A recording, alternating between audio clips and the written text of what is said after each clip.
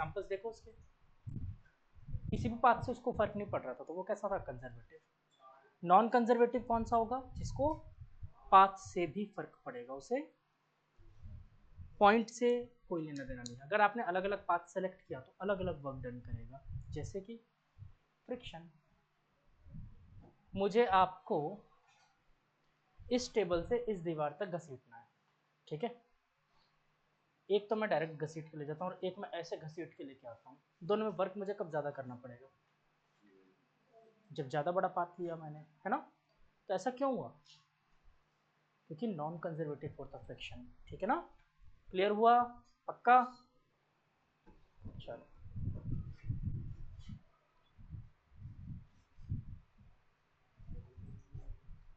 तो आज अपन इसके मेथड सीखने वाले थे कि कैसे कंजर्वेटिव और नॉन कंजर्वेटिव फोर्स चेक करेंगे अगर कोई रैंडमली कोई फोर्स दे दिया जाए तो पहले तो एक चीज़ समझो, क्या सबको डिफरेंशिएशन आता है।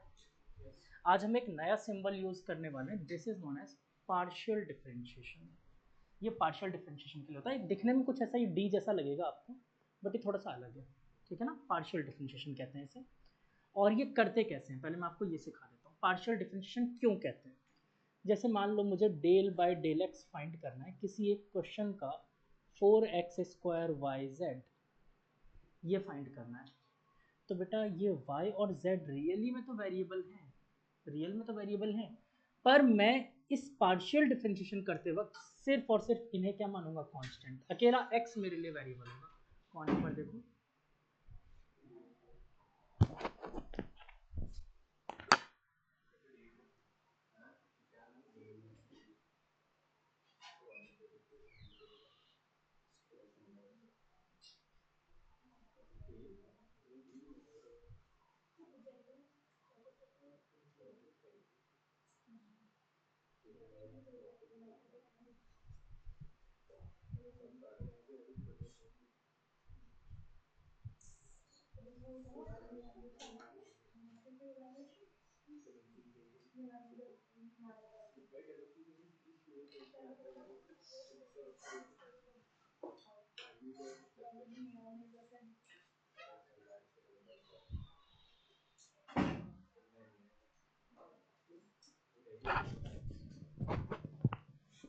तो बच्चों x के अलावा बाकी सब यहाँ पर क्या होंगे मेरे लिए, चाहे कोई सा भी वेरिएबल हो, x के अलावा सब मेरे लिए ऐसा कांस्टेंट ट्रीट होंगे।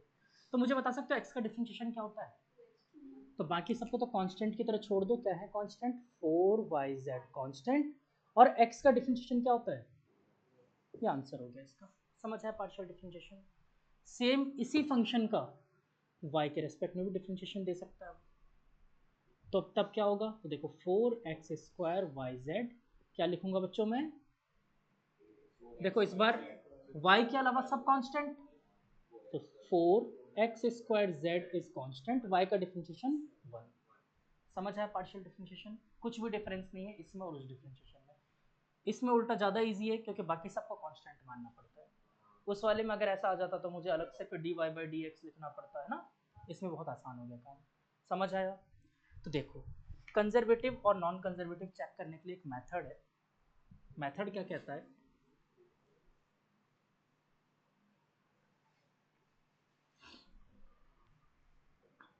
मेथड सिंपल सी बात कहता है, इफ कोई फोर्स है F, that is fx i cap plus fy j cap plus fz k cap, तीन डायरेक्शन में था फोर्स, वेक्टर क्वांटिटी है ना। तो अगर ये कंजर्वेटिव या नॉन कंजर्वेटिव चेक करना तो आपको तीन कंडीशंस चेक करनी पड़ेगी। पहली कंडीशन है इफ डेल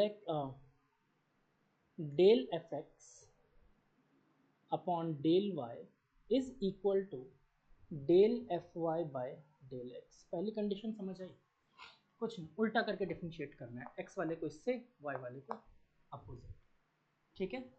दूसरी कंडीशन है del f x by del z is must be equal to del f z by del x. और तीसरी कंडीशन, अब आप लोग बताओ, देखते हैं कितना IQ है। बेटा एफ एक्स को, एफ एक्स तो दो बार हो गया ना, तो del f y by del z is equal to del f z by del y, z नहीं होगा, अपोजिट करके करना होता है। ये तीन कंडीशन है इसकी, अगर ये तीनों कंडीशन ट्रू हो रही है तो वो कंजर्वेटिव है, और अगर ट्रू नहीं हो रही तो नॉन कंजर्वेटिव। मैंने बताया था लास्ट क्लास में, कोई ऑडिटेटिव फोर्स देगा और पूछेगा कंजर्वेटिव है या नहीं बताओ, तो ये तीनों कंडीशन अगर ट्रू पॉसिबल है तो यस दैट इज कंजर्वेटिव। बोलो समझ आया? स्टार्ट करें questions, please note it down. तो पहले इसमें लिख लेना, if all three conditions are true then the force is conservative, otherwise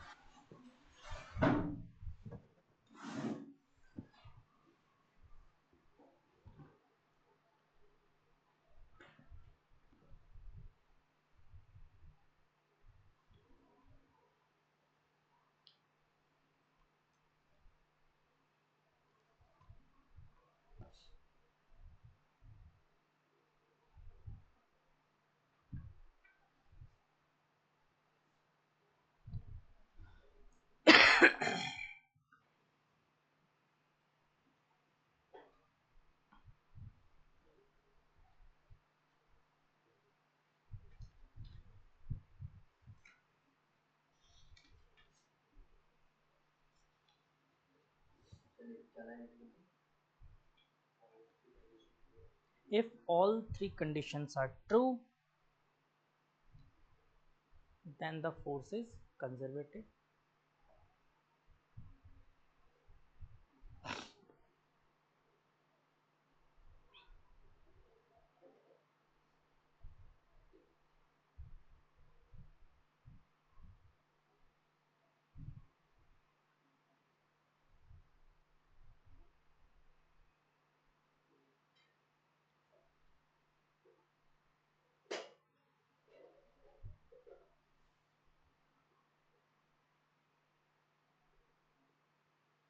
चलो इसका एक एग्जांपल करते हैं।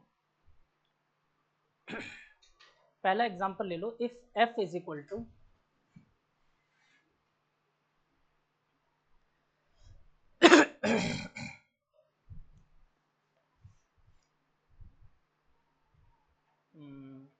Y j cap plus z k cap, लिख लिया ना ये सब।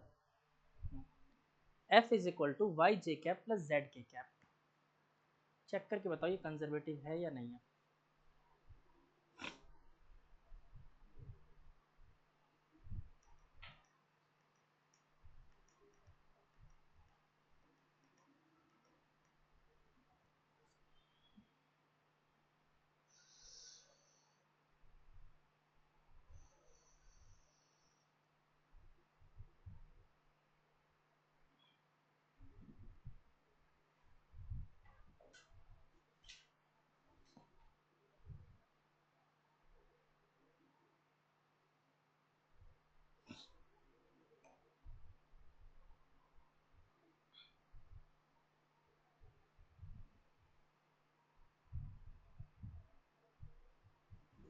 केशव हवा तो नहीं आ रही?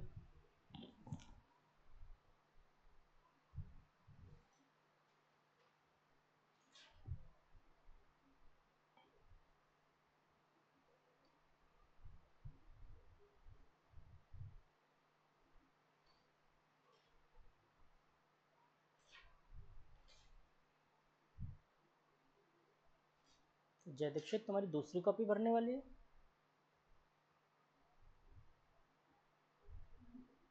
करो करो।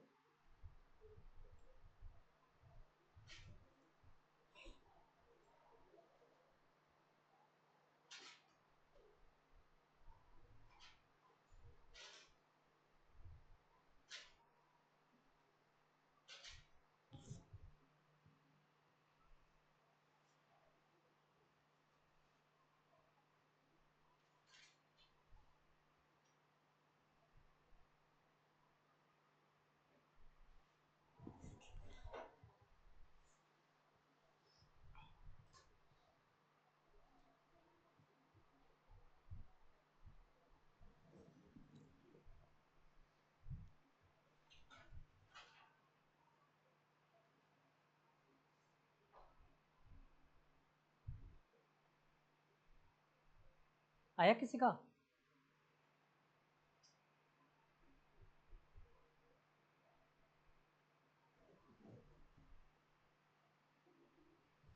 चलो मैं कर देता हूँ एक क्वेश्चन, फिर आप लोग ट्राई करना। मैंने क्या फोर्स दिया है आपको बच्चों? F is equal to y j cap plus z k cap. क्या इसको मैं साथ में 0 आई कैप भी लिख सकता हूँ? चलेगा? चलो देखो एफ एक्स यहाँ पर क्या दिख रहा है 0, एफ वाई क्या दिख रहा है y। वैल्यूज इसमें चिपकाता और चेक करते हैं। पहले में चिपकाया del 0 by del y। Sir clear नहीं दिख रहा है बेटा, सिर्फ यूवी गेमिंग को नहीं दिख रहा है, किसी को भी नहीं दिख रहा क्लियर?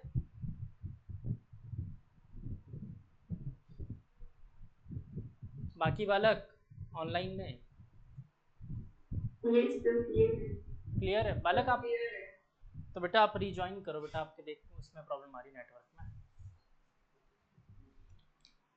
तो del 0 by del y is equal to, दूसरा क्या कहता है एफ वाई बाई एक्स, तो del y by del x।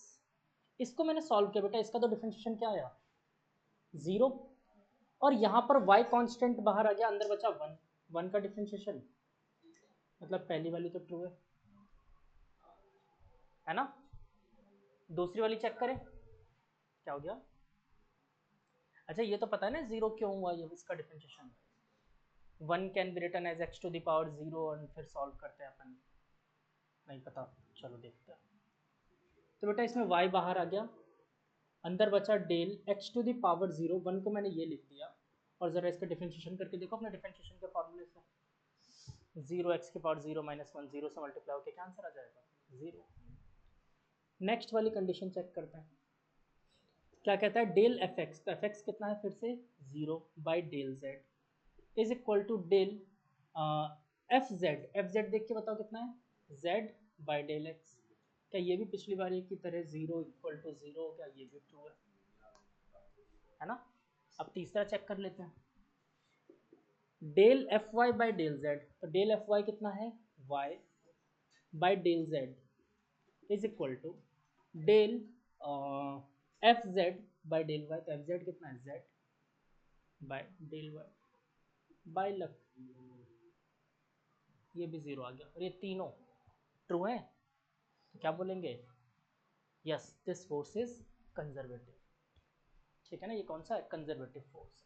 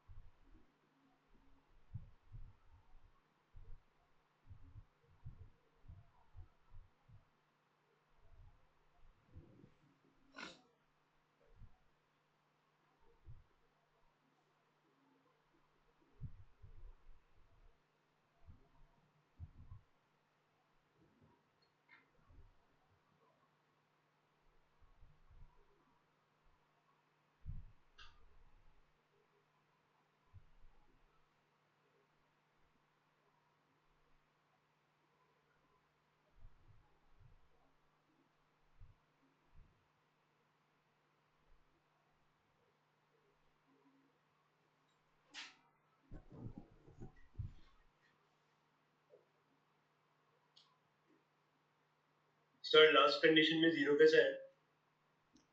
बेटा दोनों कांस्टेंट थे ना उसके रिस्पेक्ट में। देखो ना तो यहाँ पर y प्रेजेंट है और ना यहाँ पर z प्रेजेंट है, तो 0 होगा, कांस्टेंट का डिफरेंशिएशन हो रहा है ना। Yes clear? नेक्स्ट क्वेश्चन दो। नेक्स्ट क्वेश्चन में लिखो f is equal to x square y z i cap plus x y square z j cap, x y square z j cap plus x y z square k cap.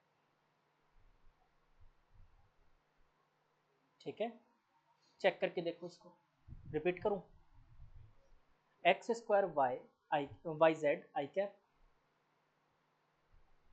Plus x y square z j cap plus x y z square k cap.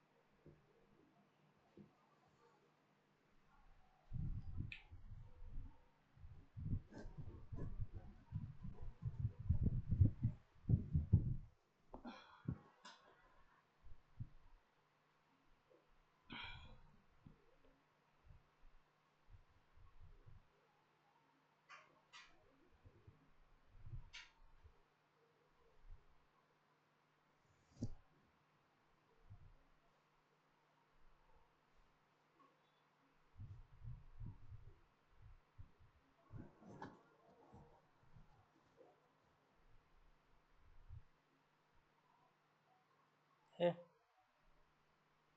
एक दोस्त नहीं कह रहा,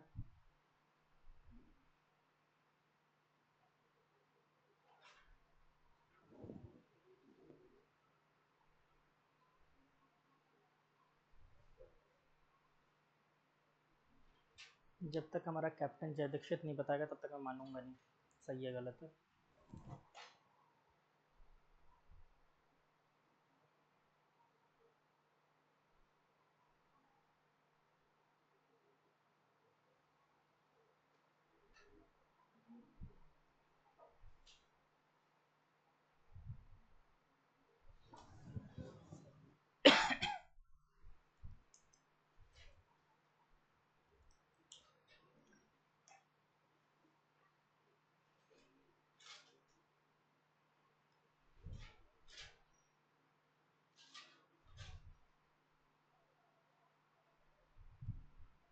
मैंने मेरी life में second person देखा है जो मेरी तरह घड़ी पहनता है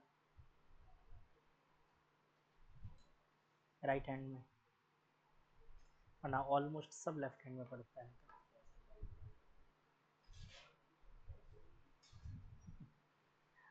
राइट में मैंने बहुत, मतलब कभी किसी का नहीं देखा पहनते हुए। मेरी हमेशा से हैबिट है राइट में पहनने की।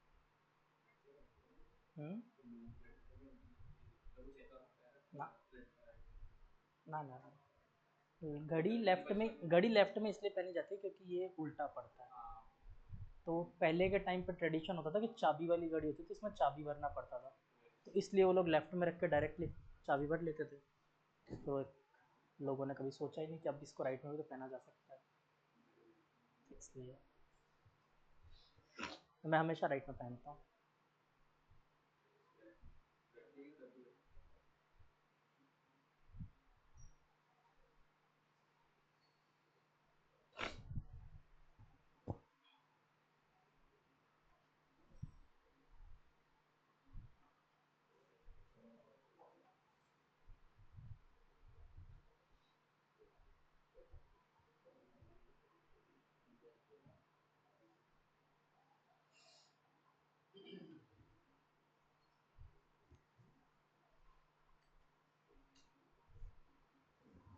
किया सबने ट्राई? जय दीक्षित बताया नहीं यार तुमने आंसर।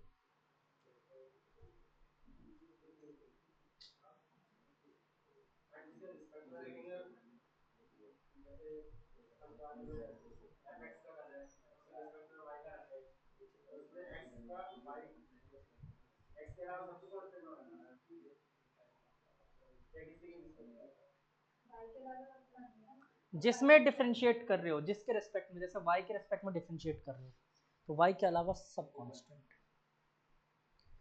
पार्शियली कर रहे हैं ना, इसलिए पार्शियल डिफरेंशिएशन कहते हैं इसे। हाँ,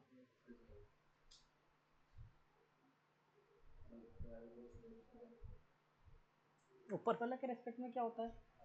ऊपर वाला तो वैसे ही एक्स स्क्वायर वाई जेड है, उसका क्या करोगे? चलो लेट मी चेक। यार तुम मेरे आते कॉपी छुपाने लग गए। क्यों भाई, क्यों डरते हो? सिंग देखो, सिंग दिख रहे हैं मेरे, फिर किस बात का डर? दिख गए आपको सिंग मेरे?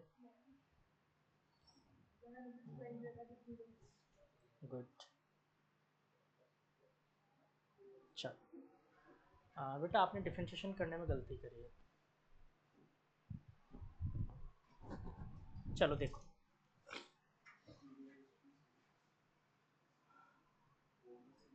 जीरो ही आ गया। किसका जीरो आया यार? इसमें तो जीरो आएगा ही नहीं एक भी ना। गलत सही से प्रॉब्लम नहीं है, ट्राई किया ये ज़रूरी है। गलत सही क्या दिक्कत है? एक बार गलती करोगे दोबारा सही सीखोगे। ट्राई करो, एटलीस्ट ट्राई करना ज़रूरी होता है। तो देखो बस क्या करना है यहाँ पर, पहले वाले में क्या रखना है? F x. एफ एक्स देख के बताओ क्या है? X square y z. और एफ वाई कितना है? X y square z. देखो इस वाले को y के रेस्पेक्ट में डिफरेंशिएट करना है, मतलब एक्स स्क्वायर जेड बाहर, और y खत्म हो गया, क्या बचा? y खत्म हो गया ना, तो खत्म one, d y by d y. ऐसे यहाँ पर चेक किया अपन ने, तो इस बार x के अलावा बाकी सब बाहर, तो वाई स्क्वायर जेड बाहर, अंदर क्या बचा? D x by D x, that is one. क्या ये इक्वल है? बाकी के चेक करने की भी जरूरत है? बाकी के चेक करने की भी जरूरत नहीं है, एक भी गलत हो गया ना नॉन कंजर्वेटिव है, बात खत्म। तो बाकी मुझे चेक ही नहीं करना है।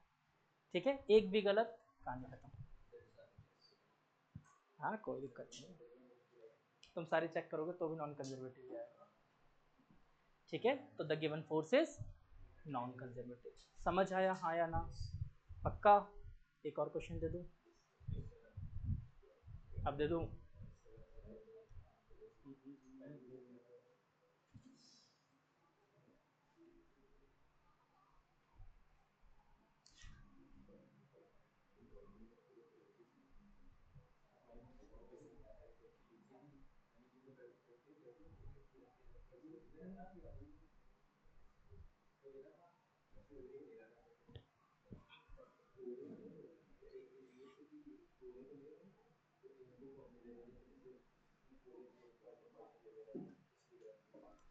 द नेक्स्ट क्वेश्चन इज,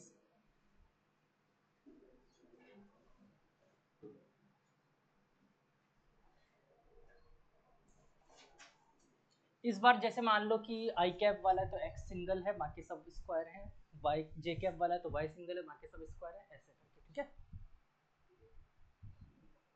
करो ट्राई, बताओ आंसर।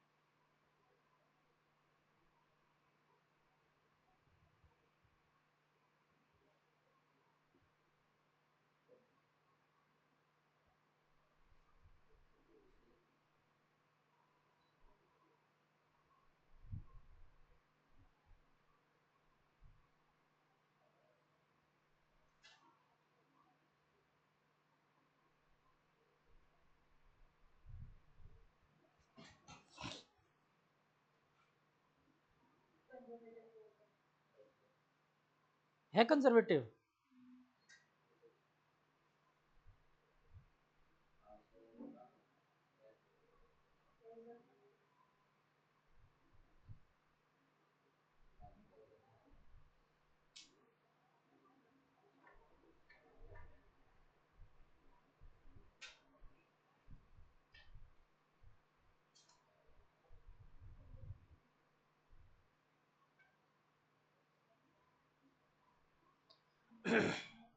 जब तक जय दीक्षित नहीं बताएगा नहीं मानूंगा मैं। जय दीक्षित मना कर रहा नहीं है।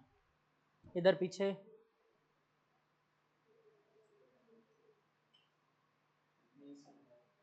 नहीं हुआ सॉल्व? हो गया?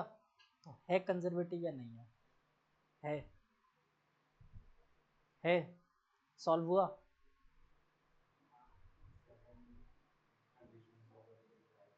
चलो करो, खत्म करो उसको फटाफट। अगर मुझे जयेश बता देगा तो भी मान जाऊंगा मैं। जयेश कंजर्वेटिव है नहीं है? सर निकाल रहा हूँ। हाँ आराम से जल्दी करो। 11th क्लास ही तो है, खूब टाइम होता है। क्यों कोमल?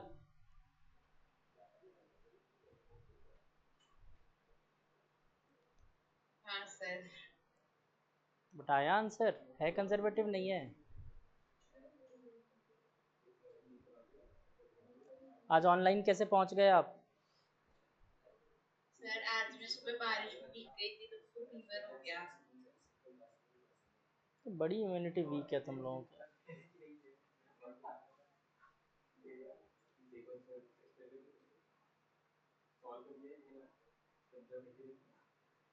हमारा नहीं आ रहा कंजर्वेटिव।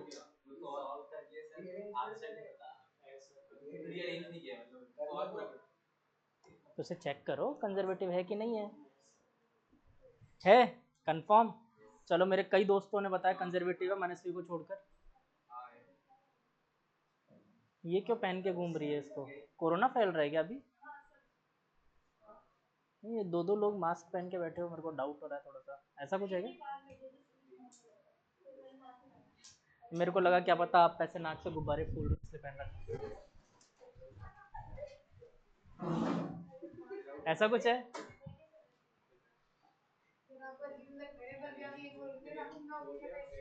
क्या चीज? अजीब क्यों लगना? एक्चुअली में थोड़ा बहुत हंसी मजाक करते रहो क्लास चलती रहे, बढ़िया है। नहीं जैसे अभी एक काव्या क्या नाखून खा रही थी तो मैंने इसको ये बोल दिया था कि बेटा अगर नाखून खाने का शौक है तो मेरे पैर में बहुत बड़े बड़े नाखून है, तो उसके बाद इसने दोबारा नाखून खाने की कोशिश ही नहीं करी। अजीब क्यों लगेगा? हाँ तो जो भी है, उसके बाद नाखून खाते हुए नहीं दिखते मुझे आप। तो ऐसे बोल बोल के मैंने बहुत लोगों के नाखून खाने बंद करवाए हैं। This is called psychology. टेक्नोलॉजिया नहीं, साइकोलॉजिया। चलो तो x y square z square और इस तरफ एफ एक्स चाहिए। सॉरी मैंने गलती से यहाँ, अरे गलत है यहाँ। अच्छा एफ एक्स लिखना था ना, ओके। हाँ तो यहाँ पर एफ वाई आएगा, मैं गलती से इधर एक्स अज्यूम कर रहा था। ठीक है तो y इधर अज्यूम करूंगा तो क्या आएगा? X square y z square. जब मैंने इसे सॉल्व किया बेटा देखो y कांस्टेंट रहेगा, सॉरी y के अलावा सब कांस्टेंट, तो बाकी सब बाहर, x बाहर, जेड स्क्वायर बाहर, और वाई स्क्वायर का डिफ्रेंशिएशन 2y। तो इसका आंसर आया 2xy जेड स्क्वायर, पहले वाले का। दूसरे वाले का चेक करते हैं। देखो एक्स स्क्वायर का डिफ्रेंशिएशन 2x और y z square as it is, क्या दोनों सही हैं? Yes, first condition is true. बोलो पहला कंडीशन ट्रू हुआ। दूसरा चेक करते हैं। यहाँ पर रखना था मुझे एफ एक्स, तो एफ एक्स तो ये रहा, ऊपर चीटिंग करके लिख देते हैं del x y square z square, और यहाँ पर लिखना था एफ जेड, तो ये है x square y square z, क्या यही है? अब डिफरेंशिएट करना है मुझे। देखो z के अलावा बाकी सब कांस्टेंट बाहर रख दो, तो x y स्क्वायर तो कांस्टेंट बाहर, और z स्क्वायर का डिफरेंशिएशन 2z, तो 2 बाहर लिख दिया, z यहाँ पर लिख दिया। सेकंड इसका चेक करते हैं, इसमें x कांस्टेंट, x के अलावा बाकी सब कांस्टेंट तो बाहर रख दिया, y स्क्वायर z, और बेटा x स्क्वायर का डिफरेंशिएशन 2x। क्या ये दोनों सेम शक्ल है? Yes, second condition is also true.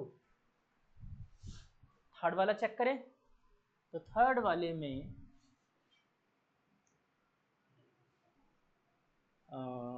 F y हो जाएगा x square y z square, और यहाँ पर है अपना f z, x square y square z. देखो इसमें z के अलावा सब कांस्टेंट बाहर रखा मैंने, x square y, z square का डिफरेंशिएशन 2z, 2 यहाँ z यहाँ। इसको चेक करते हैं, y के अलावा सब कांस्टेंट बाहर, तो एक्स स्क्वायर बाहर, z बाहर, वाई स्क्वायर का डिफरेंशिएशन 2y। क्या इन दोनों की शक्ल भी सेम मिल रही है? Yes, this condition is also true. तो क्या ये फोर्स कंजर्वेटिव है? यस। सर क्यों मेहनत करवा रहे हो आप कंजर्वेटिव नॉन कंजर्वेटिव में? पता चलेगा आगे। पोटेंशियल कौन से फोर्स देते हैं? Conservative forces. तो जितनी भी पोटेंशियल एनर्जी निकलेगी वो किससे निकलेगी? कंजर्वेटिव फोर्स से। तो पहले मुझे चेक करना पड़ेगा फोर्स कंजर्वेटिव है कि नहीं है, फिर मैं उससे पोटेंशियल एनर्जी निकालूंगा, ठीक है ना। और अगर नॉन कंजर्वेटिव फोर्स है, कोई पोटेंशियल एनर्जी नॉट डिफाइंड, खत्म, ठीक है।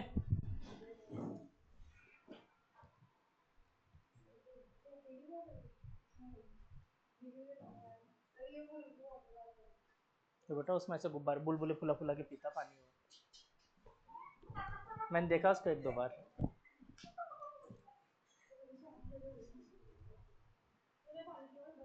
हाँ बिल्कुल बेटा,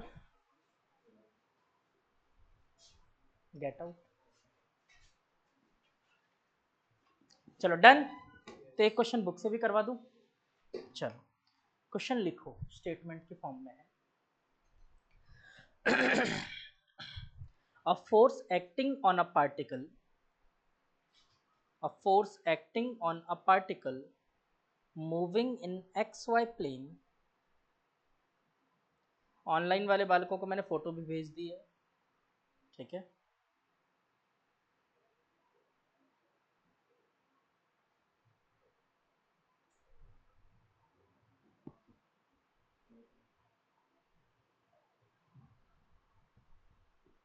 जिन बच्चों को भी तोतला सुनाई देता हो वो लोग यहाँ से देख सकते हैं।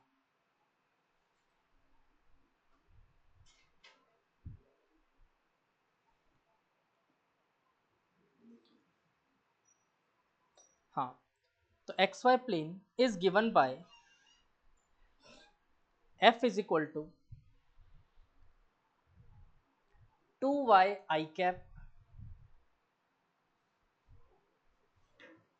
2y i cap plus x square j cap 2y i cap plus x square j cap, where x and y are in meters।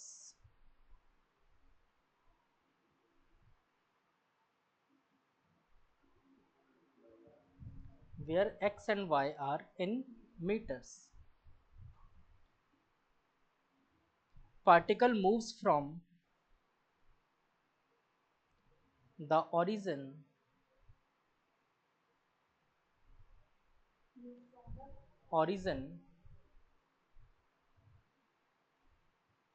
to a final position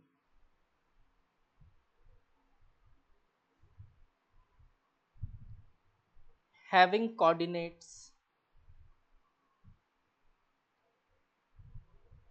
5,5,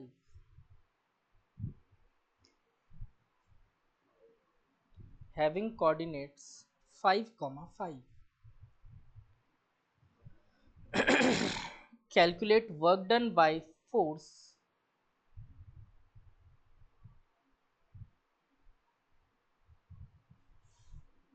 A B C करके पार्ट लिखना।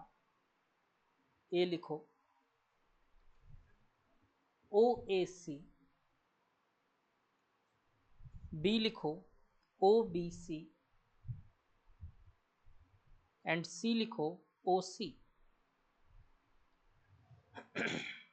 And justify forces conservative और non conservative, ये part D है। Justify forces conservative और non conservative. अब ये क्या है, ओ ए सी ओ बी सी, ये बताता हूँ।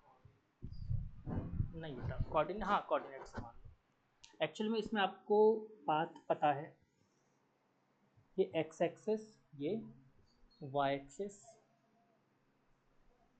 एक्चुअली पार्टिकल यहाँ तक गया है, इसके कोऑर्डिनेट दे रखे हैं 5,5। ये पॉइंट है O, ये है C, ये है A, ये है B।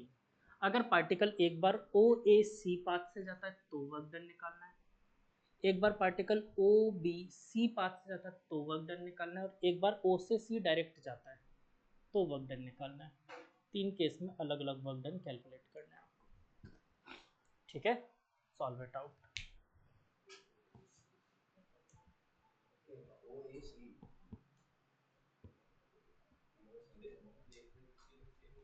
ना पहले ओ से ए जाता फिर ए से सी जाता है, वो आप चेक करो, मुझे नहीं पता, अभी आपको चेक करना है।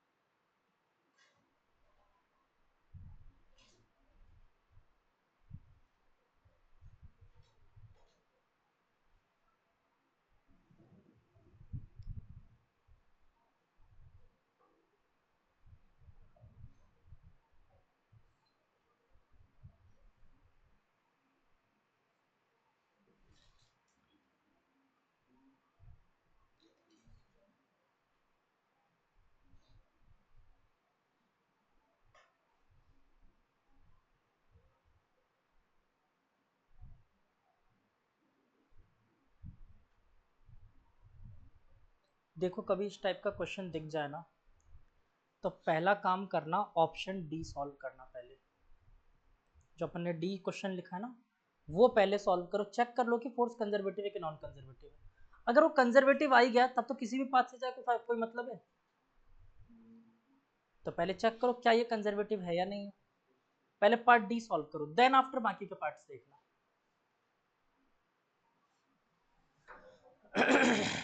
अगर गुड लक हुआ तब तो कंजर्वेटिव आ जाएगा।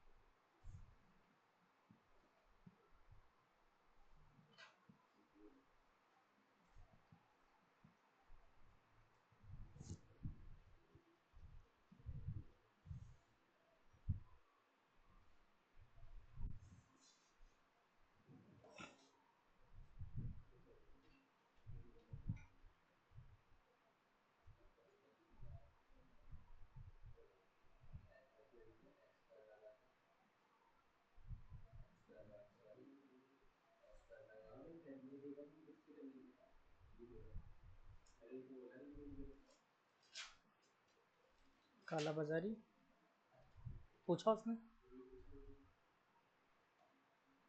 मुंह पे बेइज्जती।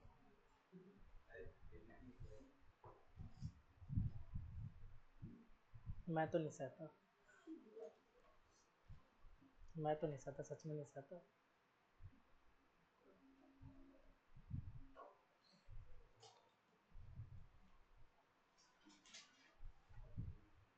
तो लक्ष्य उस दिन इसको कहीं गिराए हुए थोड़ी था तुमने।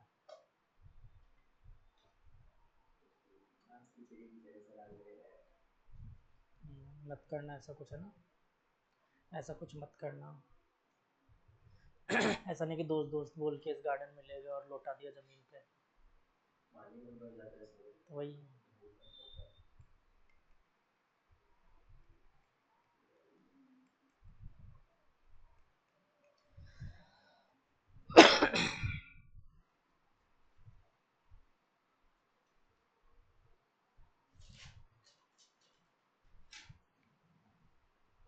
ये तुम में से किसी की कॉपी है क्या ये?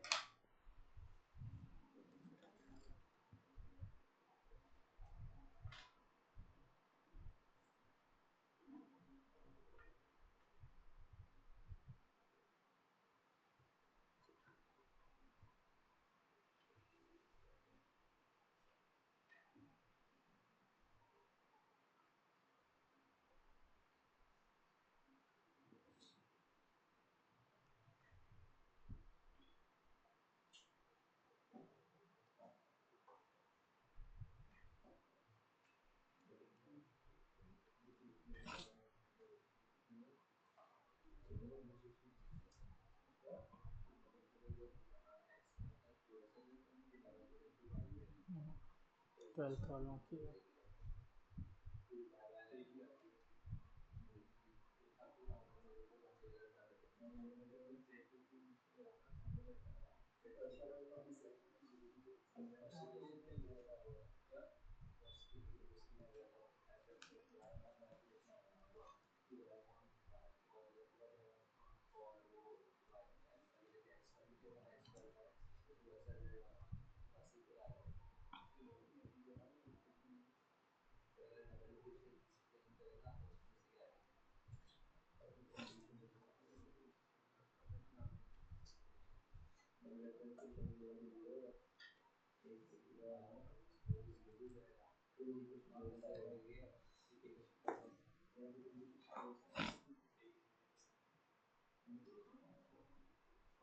क्या हुआ?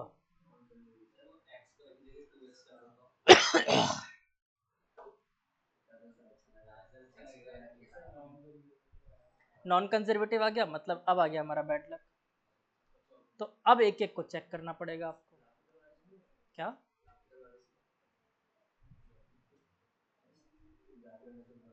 पोजीशन ग्राफ में कैसे निकालोगे? फोर्स वर्सेस ग्राफ थोड़ी दिया हुआ है आपको। अब सॉल्व करना पड़ेगा। तो देखो, ओ ए सी वाले केस में कैसे करोगे? पहले ओ से ए तक के लिए निकालो, वर्क डन। फिर ए से सी तक के लिए निकालोगे।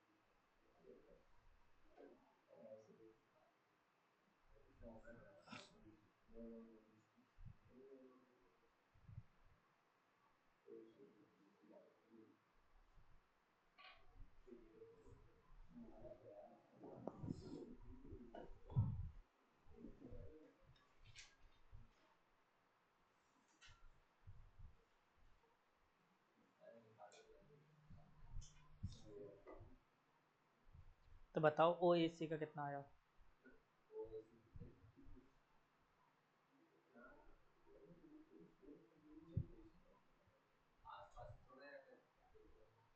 बहुत दूर।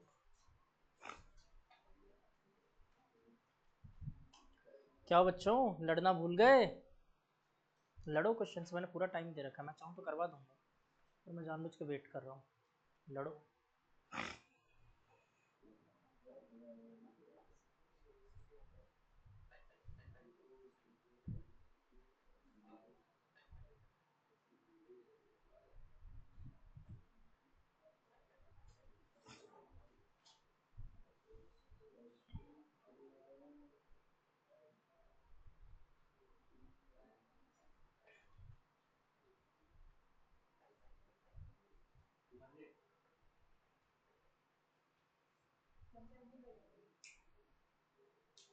कुछ कुछ पास पास हो। चलो मैं करता हूँ फिर।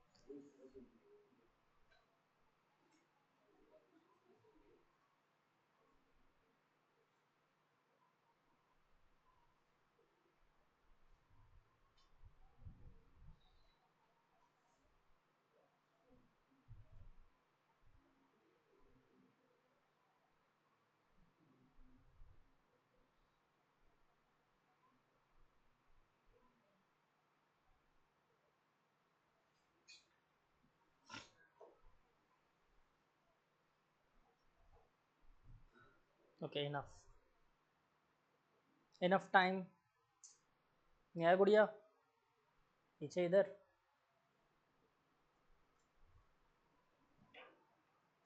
टुनटुन मौसी,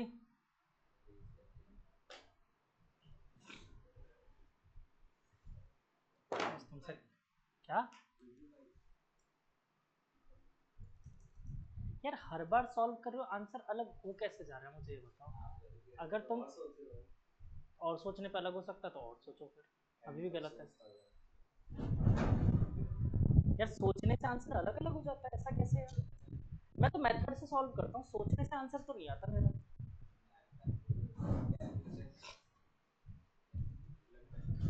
चलो पहला ओ ए सी वाला करवाएं, नॉन कंजर्वेटिव तो सबका आ गया ना इसमें, कंजर्वेटिव है। चलो पहले तो कंजर्वेटिव नॉन कंजर्वेटिव चेक कर लेते हैं, फिर उसके बाद बात करेंगे।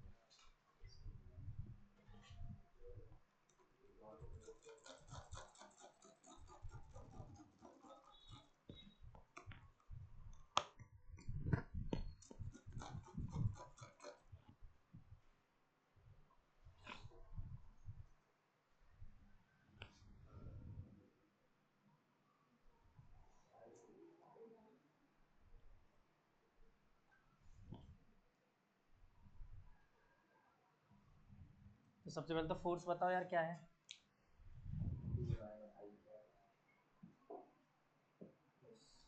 2y आई कैप प्लस एक्स स्क्वायर जे कैप,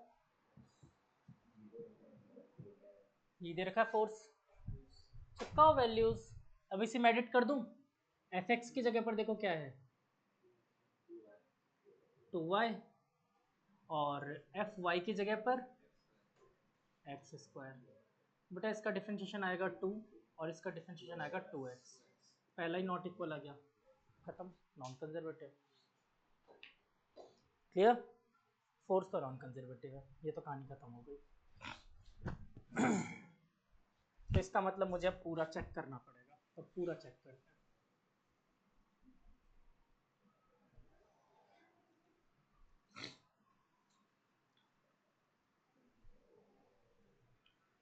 तो अब ये बताओ, ये फोर्स वेरिएबल है या कांस्टेंट है? वेरिएबल फोर्स है। वेरिएबल फोर्स के लिए कौन सा फॉर्मूला यूज होगा वर्क निकालने के लिए? Integration of f D x या एफ डी एस एक्चुअली में। तो चलो, तो मैं पहला निकालता हूँ वर्क डन ओ ए सी। तो पहले ओ से ए भेजे, ओ से ए तक भेजा, तो ए के कोऑर्डिनेट देखने यार मेरे को क्या होगा, 0,5, और बी के कोऑर्डिनेट 5,0। चेक करते हैं। ओ से ए तक के लिए वर्क डन निकालना है मुझे, तो can I write in work is equal to integration of f d s. देखो डी एस यहाँ पर एक्स और वाई एक्सिस में मूव कर रहा है ना, तो डी एक्स और डी वाई दोनों होगा। तो मैं यहाँ पर लिखूंगा integration of f x d x plus integration of f y d y. O से ए तक के लिए चेक कर रहा हूँ, ओ से ए तक की लिमिट रखूंगा और वैल्यूज चिपकाऊंगा। एफ एक्स जरा देखो उसमें कितना है, तो integration of 2y dx। X में मूवमेंट कहाँ से कहाँ तक, एक्स में मूवमेंट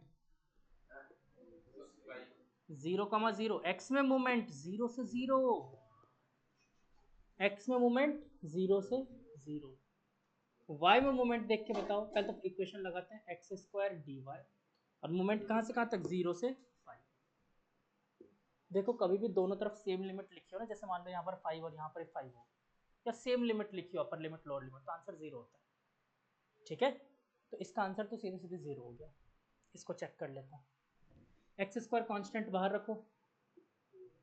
देखो इस कंडीशन में वैसे भी एक्स कांस्टेंट था ना पूरा इस पाथ पे, कांस्टेंट एक्स स्क्वायर, और डी वाई का इंटीग्रेशन क्या आ जाएगा, वाई लिमिट 0 से 5। अच्छा एक्स की वैल्यू 0 थी, इस पूरे पाथ में एक्स की वैल्यू कितनी है, 0, ओ से ए तक। अब देखो एक्स का कोऑर्डिनेट हर पॉइंट पर 0 है, हर पॉइंट पर 0 है, यानी एक्स 0 हो जाएगा, तो इसका आंसर निकाल के भी क्या कर लोगे, फाइनल आंसर इज 0। मतलब ओ से ए तक ले जाने में वर्क डन कितना आया, 0। ये समझ आया? कोई बालक है जिसको टेंशन हो? नहीं आया? देखो सबसे पहले तो सिंपल सी बात, integration of f x d x, integration of f y d y. ठीक है, अब मैंने क्या किया, एफ एक्स देखा इसमें से कितना है 2y मैंने रखा, एफ वाई कितना है यहाँ रखा, कोई दिक्कत नहीं। अब देखो जो लिमिट होती है ना, उस लिमिट के कोऑर्डिनेट्स चेक करो। डी एक्स कहाँ से कहाँ तक गया, 0 से 0 तक, मतलब इस पूरे पाथ में x की वैल्यू क्या 0 रही है, ओ से ए वाले पाथ में, है ना। तो यानी कि x हमेशा 0 होगा, जहाँ जहाँ x दिख रहा है वहाँ 0 रख दो। तो ये वाला तो यार वैसे ही 0 से 0 था इसलिए खत्म हो गया, और इस वाले में x की वैल्यू मैंने जैसे ही 0 रखी, फाइनल आंसर विल बिकम 0। तो ओ से ए तक के पाथ के लिए वर्क डन कितना आया, 0। अब मुझे ए से बी तक, सॉरी ए से सी तक और निकालना है, वही तो होगा टोटल वर्क डन, ठीक है ना। तो अब मैं निकालूंगा ए से सी तक, फिर यही formula 2y dx plus x square d y. Limit check करो अब ए से सी तक के लिए, तो x कहाँ से कहाँ तक चेंज हो रहा है, 0 से 5 तक, तो x की लिमिट हो गई 0 से 5, और y की 5 से 5। मैंने क्या कहा था, सेम लिमिट जब भी दिख जाए कहानी खत्म, 0। यहाँ पर क्या इस पूरे पाथ पे y कांस्टेंट है, देखो कितना 5, तो 2y वैसे भी कांस्टेंट बाहर, तो 2y की जगह क्या रख दूंगा 5, अंदर बचा dx का इंटीग्रेशन 0 से 5। बेटा इसका इंटीग्रेशन करोगे x आएगा, और फिर x की वैल्यू 5 आ जाएगी, तो ये कितना आ गया 10 5 जा 50 जूल। ये बात समझ आई, हाँ या ना? पक्का? नहीं आई? नहीं आई? अरे तो थोड़ी थोड़ी क्या होता है, नहीं आई बोलो, क्या टेंशन है, बताओ कहाँ नहीं आई। इंटीग्रेशन कैसे कर दिया जल्दी जल्दी में, थोड़ा सा मैं चाहता हूँ दिमाग पे जोर डालो इसलिए। चलो ये तो समझ आया, 2 × 5 10, 5 क्यों आया ये समझ में आ गया ना, ये वाला, क्योंकि इस पूरे में y कांस्टेंट था, y इज इक्वल टू 5, मैंने इक्वेशन में 5 चिपका दिया y की वैल्यू। अब देखो dx का इंटीग्रेशन क्या होता है, x 0 से 5, इंटीग्रेशन कैसे करोगे, upper limit minus lower limit, 5 minus 0 कितना आ गया बच्चे, 5 10 5 जा। तो ये बताओ ओ ए सी पूरे पाथ में कितना वर्क डन हुआ, यहाँ से यहाँ तक 0, यहाँ से यहाँ तक 50, टोटल कितना हुआ 50 जूल। तो ओ ए सी में वर्क डन कितना आया, 50 जूल। क्या फर्स्ट वाले का आंसर आ गया, प्लीज नोट इट डाउन।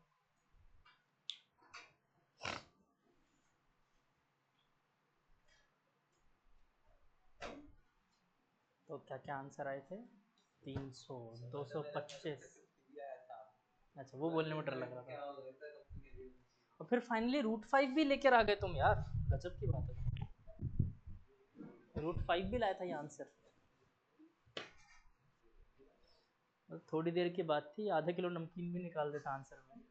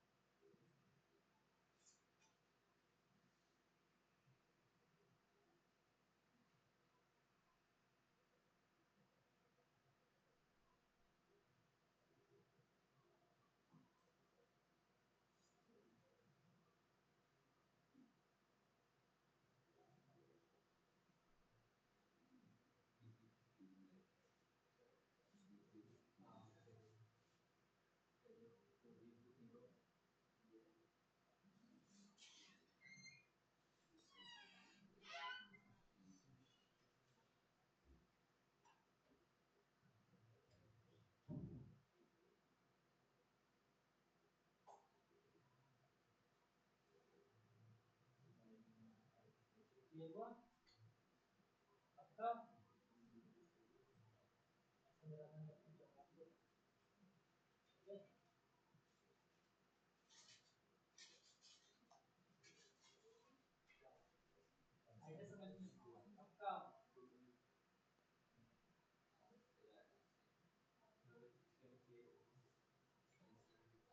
आपका लक्ष्य चौधरी क्लियर।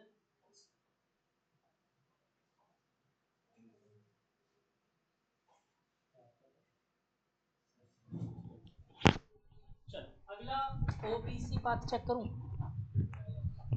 50 आ रहा है ओबीसी में भी। अरे वाह,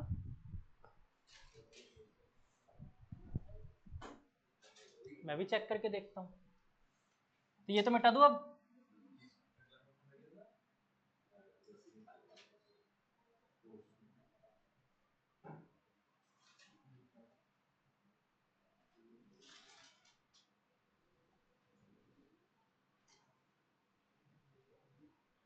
चलो ओबीसी पाथ के लिए बच्चों पहले मैं ओ से बी तक के लिए निकालता हूं, फिर बी से सी तक के लिए निकालूंगा, ठीक है।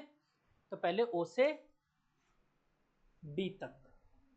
तो देखो जरा, क्या इसी तरीके से अपन कंटिन्यू करेंगे। लिमिट्स चेक करते हैं। एक्स डायरेक्शन में कितना मूवमेंट, 0 से 5। एक्स डायरेक्शन में मूवमेंट 0 से 5।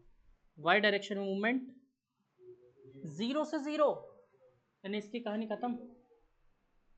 इसकी कहानी तो खत्म, बचा क्या बस ये। क्या y की वैल्यू इस पूरे पाथ में कांस्टेंट थी, कितनी, 0 पूरे पाथ में। तो क्या y इक्वल टू 0 रखेंगे, इसका आंसर भी 0 हो जाएगा। तो यानी कि o से b तक के लिए तो आंसर 0। अब हम चेक करेंगे b से c तक के लिए, ठीक है। तो b से c तक के लिए चेक करते हैं। फिर से यही formula, integration of 2y dx plus x square d Y.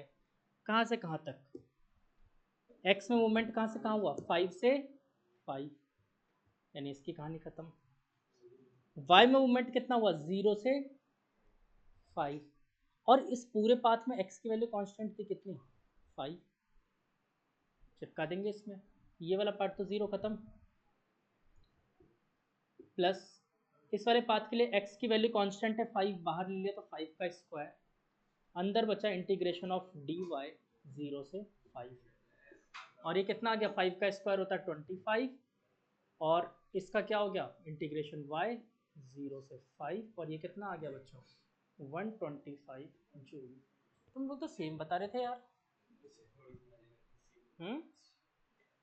कुछ ग्लिच हो गया आंसर में। चलो तो अब बताओ पूरा work done in path OBC, second part कितना आया, 125 जूल। अब खुद ही देख लो यार।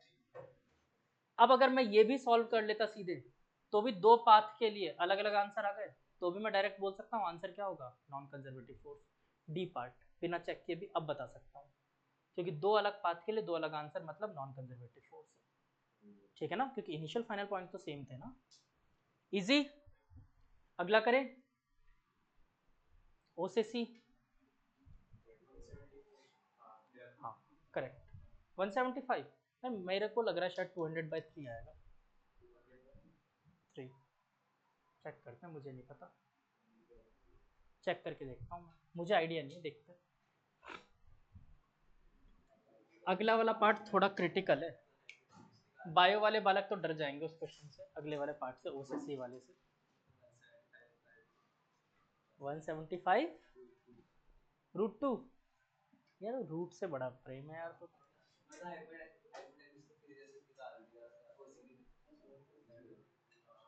चलो ये हटा दूं, लिख लिया ये वाला, एक बार छाप लो सब लोग, फिर बात करना है। यूवी गेमिंग छाप लिया बालक। Yes sir. चलो यार आजकल तुम वीडियो ऑन नहीं करते यार, यूवी गेमिंग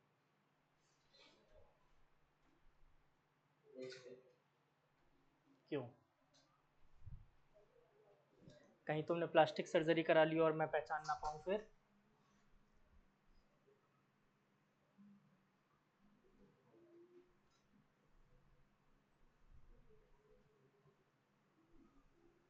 चलो तो अगला हम कर रहे हैं work done due to O से सी।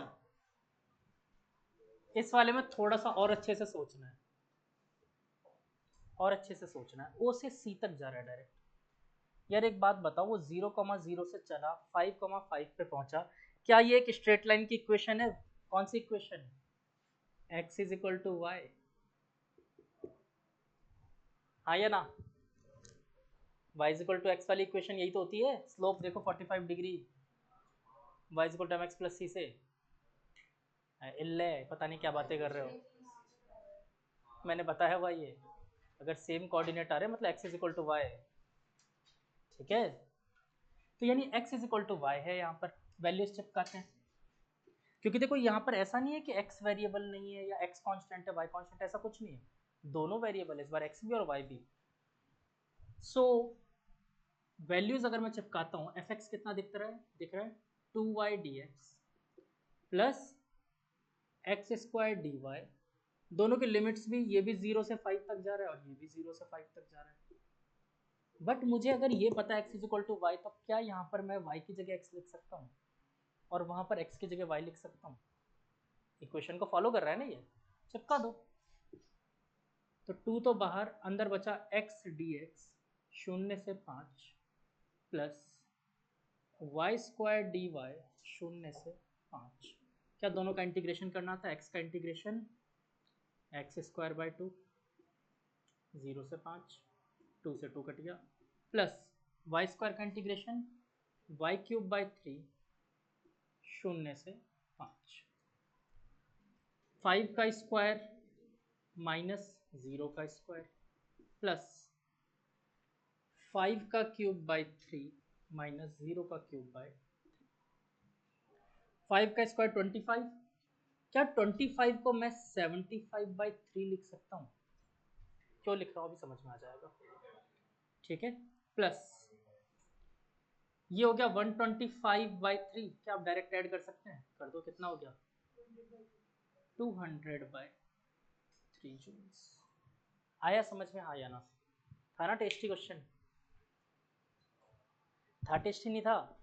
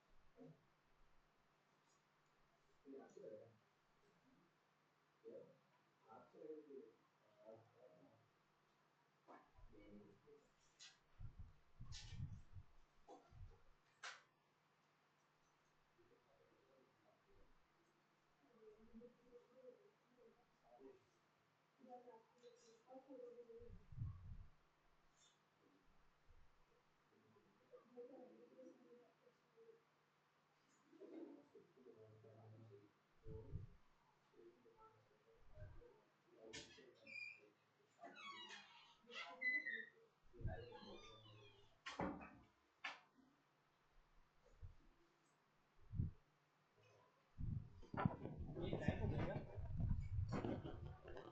यही सारे।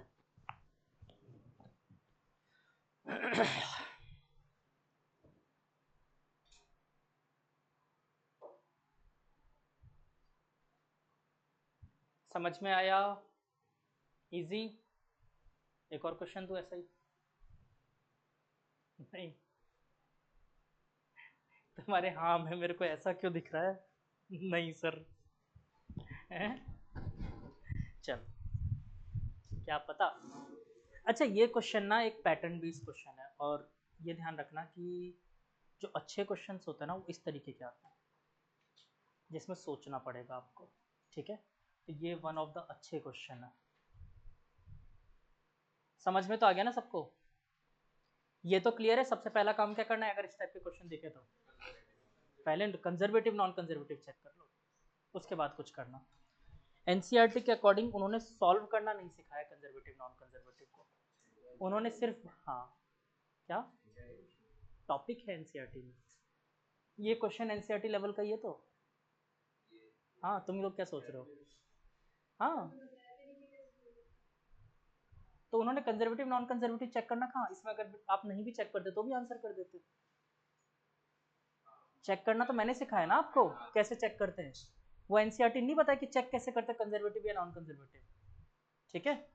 तो ऐसा क्वेश्चन वो दे सकते हैं, कोई वो नहीं है बड़ी बात, ठीक है? कैलकुलेट ज़्यादा करना पड़ेगा, बट सब कुछ तो पढ़ा रखा है उन्होंने। इंटीग्रेशन पढ़ा रखा है आपको, इक्वेशन आपको आनी चाहिए, और सीबीएसई आधी ज़्यादा चीज़ तो अज्यूम कर लेता, आपको पहले से पता होगी, ठीक है? और जहाँ समझ नहीं आएगा वहाँ पहले से वाई लिख देंगे।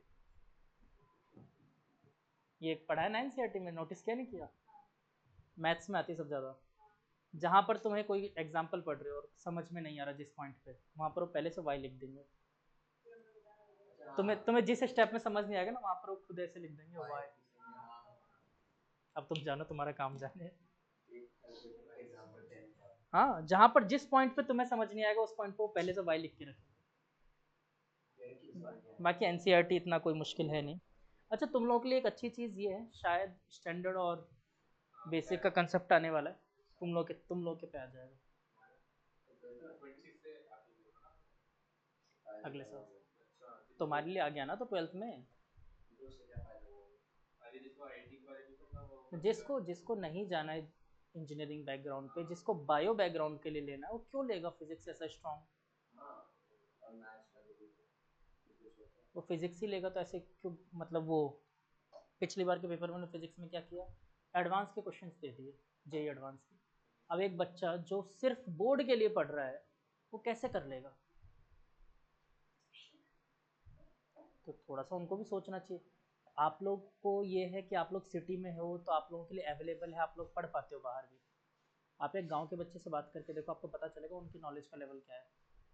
टीचर्स ही नहीं होते उनके पास पूरे पूरे साल फिजिक्स के, कैसे पेपर दे देगा वो?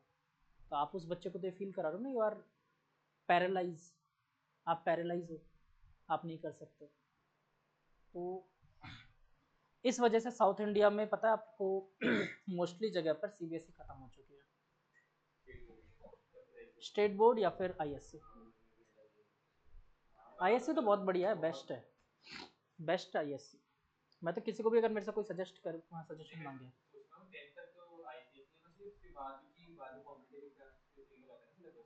आईएससी कंप्लीट होना चाहिए पूरा 12th तक, पूरा 12th तक आईएससी। स्टेट बोर्ड पे चले जाओ या फिर आईएससी। सीबीएसई तो कंप्लीटली वर्स्ट है, सेंसलेस है।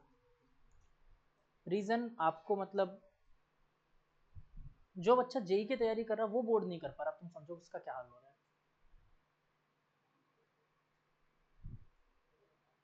तो आप लेंदी पेपर बना दोगे, कुछ भी कर दोगे, मतलब पता ही नहीं क्या कौन सा पदार्थ मिल गया इन लोगों को। ज़्यादा तो बोलना नहीं चाहूँगा, बट हाँ, जब एमसीक्यूज एग्ज़ाम हुए थे कोविड टाइम पे, तो इन लोगों ने क्या किया, इंग्लिश का पेपर दिया एमसीक्यू एग्ज़ाम के लिए। 1 घंटे का पेपर होता था, 1 या 1.5 घंटे का पेपर टाइमिंग था एमसीक्यू के लिए। 63 पेज का इंग्लिश का पेपर दे दिया। अब मुझे बता दो, पढ़ के दिखा दे कोई मेरे को। 63 पेजेस का एमसीक्यू पेपर दिया उन्होंने। वो खुद जो पेपर बना रहा था ना समझदार, पढ़ के दिखा दे मेरे को 1.5 घंटे में। 1.5 घंटा, 1.5 घंटा था। तो ये हाल कर दिया उन्होंने, ऐसे गंदे गंदे पेपर बना दिए, पूछो ही मत। और फिर उसके बाद अगला पेपर जब बनाया उन्होंने, वो इतना ज़्यादा हद से ज़्यादा ईजी कर दिया पूछो ही मत, उसकी भी हालत खराब, हद से ज़्यादा इजी कर दिया। तो ये हाल था। चलो खैर आगे बढ़ते हैं। अच्छा, लिखो topic potential energy. Potential energy,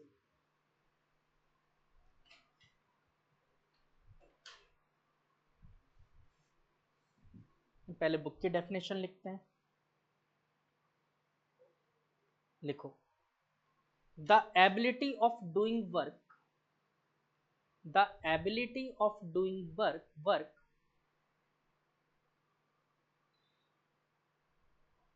by a conservative forces, एक बार वापस बोल दोगे? the ability of doing work, the ability of doing work by a conservative force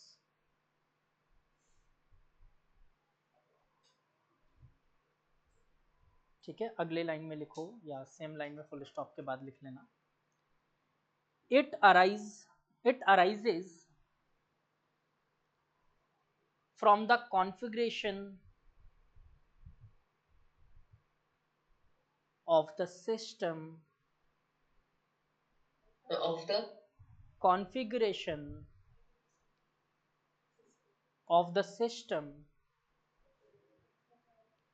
or position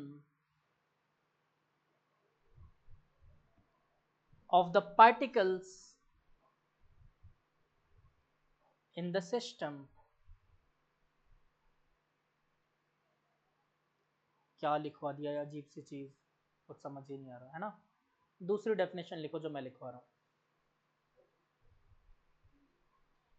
negative work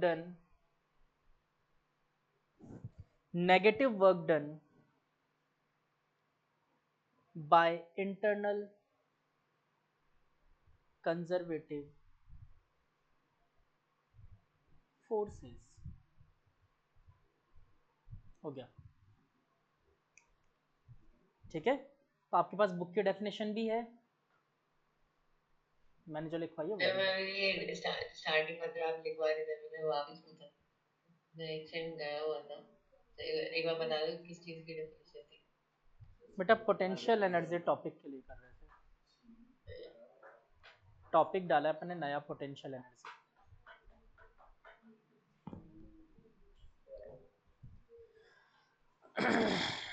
तो लिखो फॉर्मूला क्या हो गया पोटेंशियल एनर्जी का, डेल्टा यू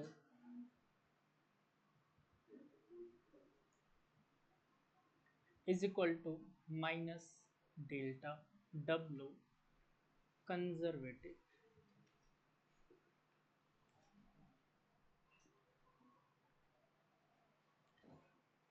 पोटेंशियल एनर्जी कई टाइप की होती है ना, electrostatic potential energy, gravitational potential energy, in fact atoms के बीच में भी पोटेंशियल एनर्जी होती है, जो आप चैप्टर सेकंड में पढ़ के आए हो केमिस्ट्री में, है ना, पढ़ा था ना उसमें, बोहर मॉडल में निकाली थी उन्होंने एनर्जी, निल्स बोहर ने, पढ़ के वहाँ भी पोटेंशियल एनर्जी होती थी, माइनस में आता था वो, समझ आ रहा है क्यों? Negative work done -13.6 n square by z square, यही पढ़ा था, यही पढ़ा था ना, या कुछ और पढ़ा था? n square by z square पढ़ा था, नाला को z square by n square पढ़ा था, ठीक है, कुछ भी बोल दो हाँ में हाँ बस, है ना, गाय में भी हाँ, भैंस में भी हाँ, ठीक है। तो -13.6 z square by n square, यही पढ़ा था ना, या कुछ और पढ़ा था? फिर देख लो, सोच लो। और यूनिट क्या होती थी इसकी?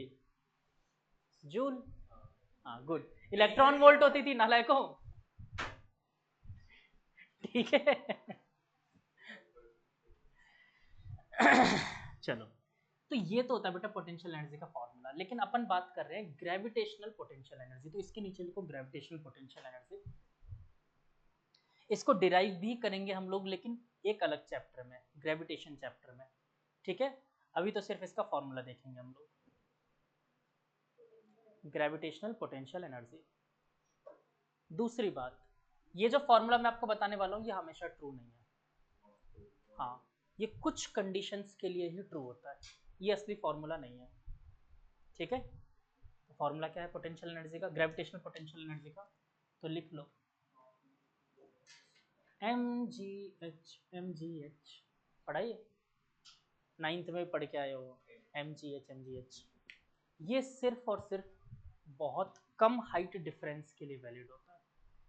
ठीक है ना, h कुछ 100 मीटर 50 मीटर 10 मीटर इतना ही हो, इतने के लिए वैलिड है, उसके बाद नहीं है। ठीक है ना, रीजन क्योंकि हाइट के साथ g चेंज हो जाता है, acceleration due to gravity change हो जाता है हाइट के साथ। ठीक है ना, हाँ, जैसे से ऊपर जाओगे ग्रेविटी भी चेंज होगी, G m m upon r square, force का फॉर्मूला, फोर्स चेंज होगा तो एक्सेलरेशन चेंज होगा, ये फोर्स ही वेरिएबल है जो ग्रेविटेशन का फोर्स है। दो मास ऑब्जेक्ट एक दूसरे से दूर जाते जाएंगे तो फोर्स आर बढ़ रहा है, आर चेंज हो रहा है तो फोर्स भी चेंज हो रहा है। ठीक है ना, हाँ, तो एक्चुअली सेंटर पे जीरो होती है, अर्थ के सेंटर पे जीरो है, और अर्थ से ऊपर भी जाते जाओगे तो धीरे धीरे करके कम होती होती है जीरो आ जाएगी। चलो खैर वो जाने, फिलहाल मैं क्या कह रहा हूँ, तो ये हाइट के हिसाब से वेरिएबल होता है, बट कुछ हाइट के लिए वैलिड है, मतलब बहुत कम हाइट डिफरेंस हो तो वैलिड होता है। ठीक है, तो पोटेंशियल ग्रेविटेशनल पोटेंशियल एनर्जी के लिए फॉर्मूला क्या पढ़ेंगे हम, mgh। और भी बहुत सारे होते हैं, आप चैप्टर वाइज चैप्टर देखते जाओगे, इलेक्ट्रोस्टैटिक चैप्टर में आएगा। ठीक है ना, तो और भी पोटेंशियल के फॉर्मूले जो होंगे वो चैप्टर वाइज आते जाएंगे।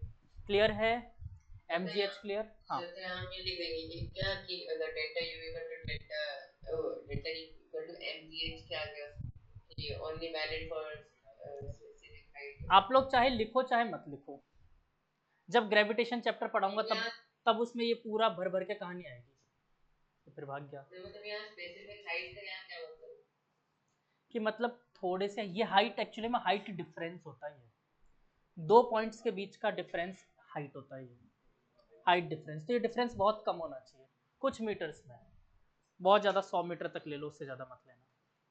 ठीक है ना, उसके बाद फिर दूसरे फॉर्मूलेज लगते हैं, वो अपन जब चैप्टर पाएंगे तब बात करेंगे। ठीक है, चले आगे, टॉपिक का नाम लिखो वर्क एनर्जी थ्योरम।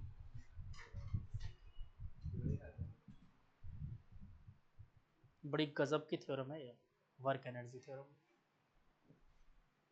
इस चैप्टर में जो सबसे ज़्यादा पढ़ने वाली चीज़ है ना, वर्क एनर्जी थ्योरम।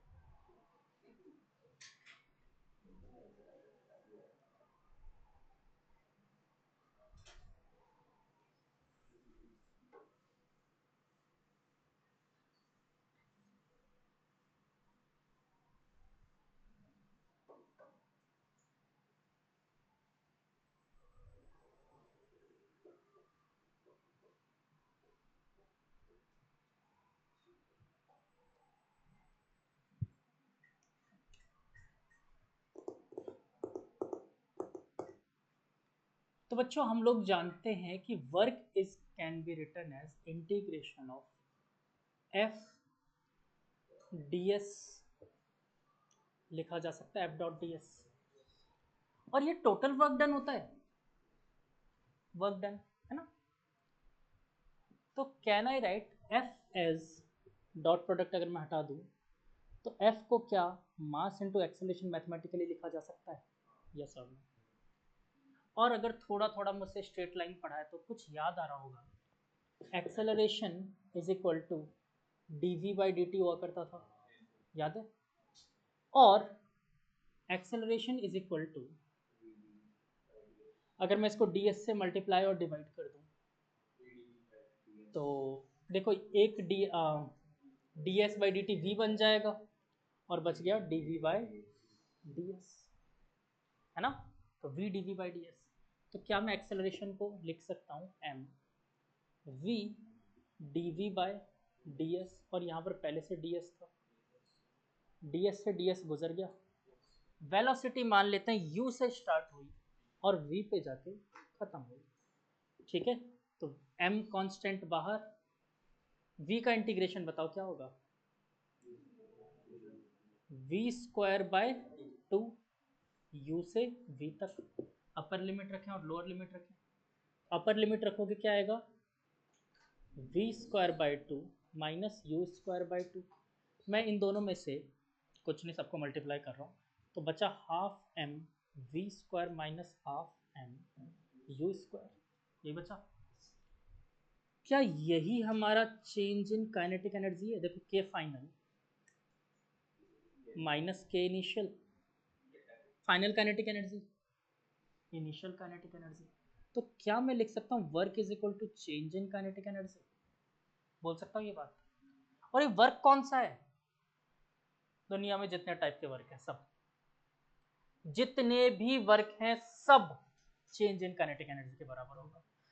देखो कौन कौन सा, work due to conservative plus work due to non conservative, work due to काला बाजारी, जो भी वर्क तुम जानते हो, work due to tension, work due to normal reaction, work due to friction, जितने भी वर्क हैं सारे वर्क का sum change in kinetic energy के बराबर होगा।